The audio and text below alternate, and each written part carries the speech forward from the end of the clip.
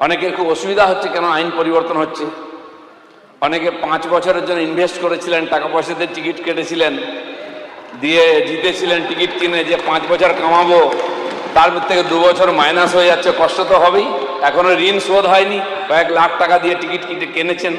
সেটা আমরা টিএমসির আমলে শুনতাম, তার নেতারা বলছে এত লাখ টাকায় পঞ্চায়েতের টিকিট, এত লাখ টাকায় সমিতির, এত লাখ টাকায় জেলা পরিষদের টিকিট। সে ঋণ এখনো সহজ হয়নি, আর হাতে ঝুনঝুনি, স্বাভাবিক অসুবিধা হবেই। কিন্তু আমি বলছি এই যে পঞ্চায়েত ব্যবস্থা, এটা কোনো নূতন নয়, এটা সিপিএম আনেনি, এটা টিএমসি আনেনি। ভারতের প্রাচীনতম ব্যবস্থা। বিশ্ব যখন প্রশাসন জানতো না, সময় তৈরি হয়নি, তখন ভারতবর্ষে পঞ্চায়েত ব্যবস্থা ছিল। পঞ্চায়েত মানে 5 জন ছিলেন, পঞ্চপ্রধান বা পঞ্চপরমেশ্বর। আমাদের যে গ্রাম ছিল, গ্রামে 4 জাতির লোকেরা থাকতেন, 4 জাতির 4 প্রতিনিধি। যদি ট্রাইবেল থাকতেন একজন, তার থেকে ট্রাইবেল প্রতিনিধি থাকতেন। এই পঞ্চপ্রধান গ্রামের যে কোনো সমস্যা, আইনগত, অর্থগত, সামাজিক সমস্যা, তারা সমাধান করতেন। এটা হচ্ছে বিকেন্দ্রীকৃত শাসন ব্যবস্থা।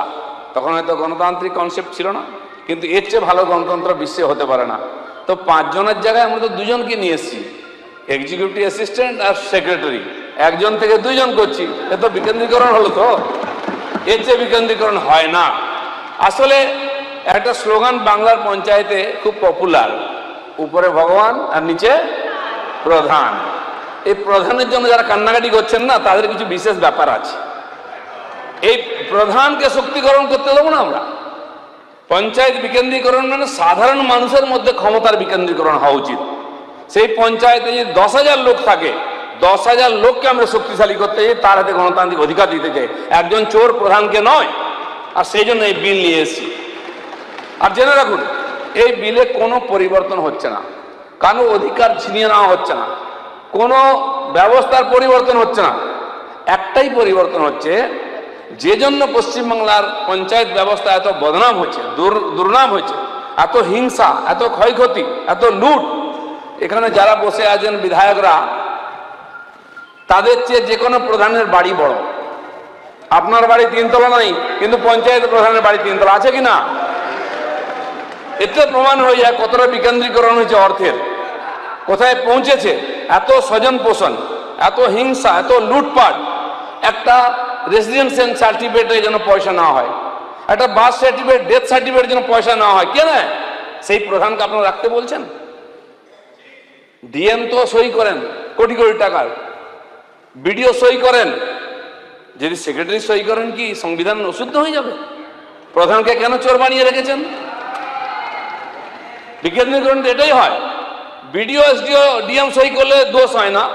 আর যদি সেক্রেটারি আর অ্যাসিস্ট্যান্টের হাতে আমরা ক্ষমতা দিয়ে দিই চেকের, কি অসুবিধা হয়ে যাবে? অসুবিধা ওটাই হবে, কাটমানিটা অসুবিধা হয়ে যাবে। আমি তো বলবো গব্বরের সেই স্লোগানটা, একটু ডায়লগটা পাল্টে দিই। सरदार काटमानी खाया है, सरदार बोलता है अब अंडा खाओ। सरदार काटमानी के बदले अंडा, तो बराबर है ना। तो माननीय अध्यक्ष जी, हमारा এই সংবিধান সংশোধন আমাদের প্রয়োজন ছিল না। 73 থেকে চলছে। কেন এনেছি আমরা? না, আজকে পশ্চিমবাংলায় যে বিশেষ পরিস্থিতি তৈরি হয়েছে, একটা লোকের রাজনৈতিক অভিসন্ধির জন্য মানুষ একটা ডেথ সার্টিফিকেট পাবে না, রেসিডেন্স সার্টিফিকেট পাবে না, বার্থ সার্টিফিকেট পাবে না, বাড়ির শৌচালয়ের টাকা পাবে না, আবাস যোজনার টাকার কিস্তি আটকে যাবে। যে গরিব মানুষগুলো যে রামজিতে কাজ করেছেন, তার পেমেন্ট আটকে যাবে সে সই না করলে। এই অনুমতি আমরা দিতে পারি না, সেই ক্ষমতা আমরা ছিনিয়ে নেবই। সেই জন্য আমরা করছি এখানে। একজন সেক্রেটারি বা এক্সিকিউটিভ অ্যাসিস্ট্যান্ট সিগনেচার করবেন, কিন্তু অনুমতি দেবেন প্রধান, হিসাব দেখবেন প্রধান। তিনি সেখানে জনতার বৈঠক করবেন, সিদ্ধান্ত নেবেন কোন রাস্তা হবে, সব তিনি করবেন। সইটা এই জন্য করতে দেবো না, কারণ একজন কন্ট্রাক্টরকে 3 বার ঘোরানো হয়। 5% নেবেন না 10%, তারপরে সই করেন। সেই অধিকারটা ছিনিয়ে নিচ্ছি, কাটমানি খাওয়ার অধিকার ছিনিয়ে নিচ্ছি। বাকি সংবিধান যে অধিকার দিয়েছে সেটা ছিনিয়ে নেওয়া হয়নি। মাননীয় অধ্যক্ষ মহোদয়, ভারতবর্ষের পঞ্চায়েতি রাজের আইন প্রত্যেক রাজ্যে আলাদা। রাজস্থান 59 সালে শুরু করেছে বোধহয় এই আইন, সেখানে প্রথম চালু হয়। এই আইন ভারতবর্ষে যুগ যুগ ধরে চলছিল। এই ব্যবস্থা ব্রিটিশরা এসে ধ্বংস করে কেন্দ্রীকরণ করেছে। একটা সাহেব একটা বিরাট অফিস চালাবে, তার কাছে সব ফাইল আসতে হবে, তার হাতে মুঠোই থাকবে ক্ষমতা। পরাধীনতাকে ধরে রাখার জন্য আমাদের পঞ্চায়েত ব্যবস্থাকে নষ্ট করা হয়েছিল। তাই আজকে সমস্ত কোর্টে কোটি কোটি কেস জমে আছে এই ব্রিটিশ সিস্টেমের জন্য। এত কেন্দ্রীকরণ, একজন অফিসার আছেন, তিনি সই না করলে ফাইল যাবে না, তিনি 15 দিন নাই তো সমস্ত ফাইল জমা হয়ে যাচ্ছে, অফিসারকে দেখা যায় না, এত ফাইল জমা হয়। এটা হচ্ছে কেন্দ্রীকরণ, তার থেকে বেরিয়ে এসছে। আর ব্রিটিশরা সেখানেই নিয়ে গেছিল, পরবর্তীকালে আমরা নিয়ে এসছি। কিন্তু কেবল পশ্চিমবাংলার ক্ষেত্রে প্রধানকে এই ক্ষমতা দেওয়া আছে বিল সই করা, আর সেইখান থেকে শুরু হয়েছে। আর অন্য রাজ্যে যান, কোথাও প্রধান এই আর্থিক ক্ষমতা নাই, তাই সেখানে হিংসা নেই, তাই এত লুটপাট নেই, তাই এত বদনাম নেই। এই যে পঞ্চায়েত নির্বাচন, অনেকে 21-এর কথা বলেছেন, আমি আপনাকে তথ্য দিচ্ছি। গত কয়েকটি নির্বাচনে কত মৃত্যু হয়েছে। 2003 সালে 70 থেকে 80 জন নিরপরাধ মানুষ মারা গেছে। 8 সালে 36 থেকে 45 জনের মৃত্যুর খবর পাওয়া যায়। 2013-তে 31 থেকে 39 জন মারা গেছে। 2018-তে 29 জন মারা গেছেন। আর 23-এতে 48 থেকে 50 জনের মৃত্যুর আর তথ্য আমাদের কাছে আছে। আমি 18 সাল নির্বাচনে ভারতীয় জনতা পার্টির প্রেসিডেন্ট ছিলাম। প্রথমবার আমরা লড়াই করি, লড়াই করে আমরা কয়েক হাজার জিতি। কিন্তু জেতার পরে এত অত্যাচার, পুলিশ দিয়ে তুলে নিয়ে আসা হচ্ছে, দিয়ে জোর করে পঞ্চায়েত গঠন করা হচ্ছে। 2100 জন জেতা প্রতিনিধি সমিতি এবং পঞ্চায়েতে 2100 জন প্রতিনিধিকে বিহার, ঝাড়খণ্ড, উড়িষ্যা এবং আসামে আমরা লুকিয়ে রেখেছিলাম। তার মধ্যে 60% মহিলা ছিলেন। 1 মাস 1.5 মাস যতদিন না, আর যতক্ষণ না আমাদের লোকেরা ফিরে আসছে, তাদেরকে তুলে আনা যাবে বলে বোর্ড গঠন করা হচ্ছিল না। তার মধ্যে গর্ভবতী মহিলারা ছিলেন, তারা হসপিটালে যেতে পারেননি, ক্যাম্পে সন্তান প্রসব করেছেন। এই অমানবীয় অবস্থার পরিবর্তন চাই, তাই আমরা এখানে আজকে এই বিল নিয়ে এসেছি। এই অবস্থা দেখেছি আমরা। 23-এও তার চেয়ে কম হয়নি, গুন্ডা পুলিশ মিলে আটকানো হচ্ছে, নমিনেশন করতে দেওয়া হচ্ছে না, মারপিট করে মাথা ফাটিয়ে দেওয়া হচ্ছে। দিনের পর দিন আমাদের লোকেরা ফিরে এসছেন। এখানে বসে আছেন নওশাদ সিদ্দিকী, তিনি খুব সুন্দর ভাষণ দিয়েছেন। কিন্তু 23 সালে ঘটনা, দুটো নেতার নাম শোনা যেত পঞ্চায়েত 1 মাস ধরে, নওশাদ আর একজন ভেতরে আছে কে, শওকত। এই দুজন নেতা ছিল পঞ্চায়েতে। 1 মাস আমরা লাইভ টেলিকাস্ট দেখেছি, ইনি বোম মারছেন, কার কত বেশি বোম আছে।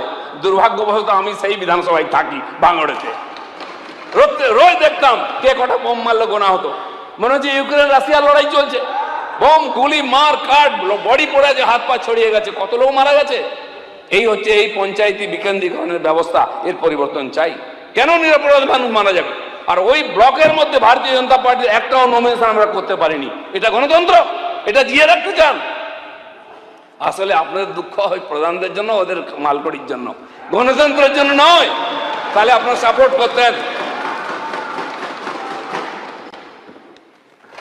দেখুন, আমাকে কয়েকজন মাননীয় বিধায়ক এসে বলেছেন যে কেন দেখেছেন ভেঙে দিন সব পঞ্চায়েত। ভেঙে দেওয়ার অধিকার আমাকে দেয়নি সংবিধান। আমাকে গড়ার অধিকার দিয়েছে, মানুষকে পরিষেবা দেওয়ার অধিকার আছে। তাই যারা অসহযোগিতা করছেন তাদের হাত থেকে সাময়িকভাবে আমরা ক্ষমতা নিয়ে নিচ্ছি। এখানে সব প্রভিশন আছে, 15 দিন, 10 দিন, 20 দিন, 50 দিন সময় দিচ্ছি। 3 মাস হয়ে গেল প্রধান উপপ্রধান আসে না।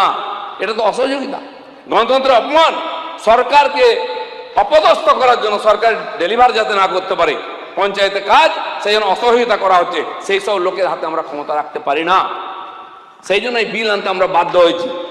পবিত্র সদনে আমি এই কথা বলতে এসেছি, যাতে আমরা গরিব মানুষের কাছে পরিষেবা পৌঁছে দিতে চাই। গ্রামোন্নয়ন নয়, মাননীয় দীনদয়ালজি বলেছেন যে পেছনে দাঁড়িয়ে থাকা গরিব মানুষের কাছে উন্নয়নের ধারাকে পৌঁছে দিতে হবে। সেই জন্য তো পঞ্চায়েত ব্যবস্থা। সে মানুষটি কেন বঞ্চিত হবে আপনার জন্য? কে দিনের পর দিন পঞ্চায়েত অফিসে কেন ফিরে যাবে? সে পরিষেবা থেকে কেন বঞ্চিত হবে?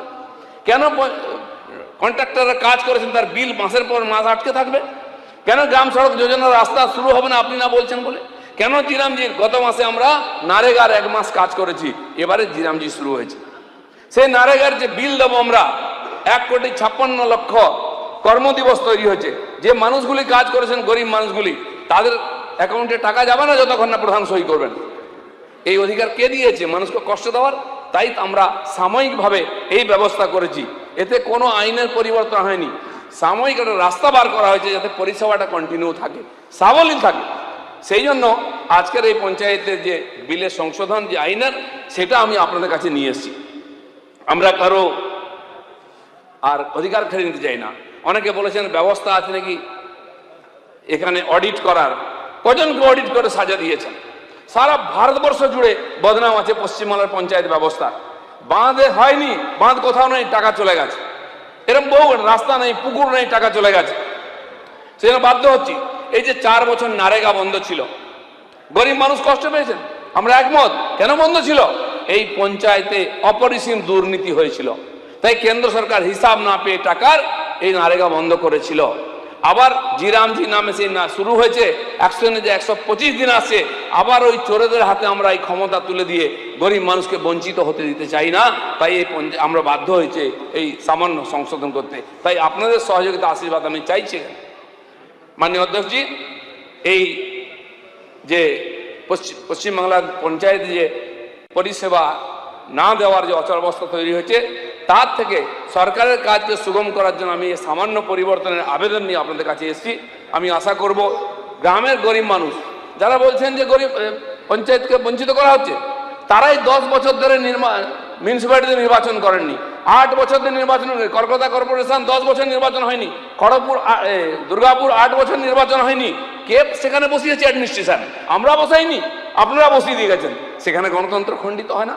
আমি খড়গপুর থেকে আসছি, খড়গপুরে ওনাদের বোর্ড আছে, 2 বছর ওনারা ঘোষণা করলেন এ বোর্ড অযোগ্য, এরা পরিষেবা দিচ্ছে না, বোর্ড ভেঙে দিলেন। সেখানে অ্যাডমিনিস্ট্রেশন বসলো, তারা কোর্টে গেলেন, তার পার্টির লোকেরাই, কোর্ট বললো না অবৈধ, আবার তাদের পার্টির লোকের চেয়ারম্যান হয়েছে। এরকম ড্রামা পশ্চিমবাংলায় হয়, আর টিএমসির সময় হয়েছে। আরো সময় লাগবে, আরো সময় লাগবে। হয়ে এসছে, সবাই বলে দিয়েছেন, সবাই রেডি আছেন পাস করাতে। আমি আরেকবার আবেদন করছি, আপনাকে আবেদন করছি, আপনাদের সবার সহযোগিতায় পঞ্চায়েত ব্যবস্থা সুগম হোক।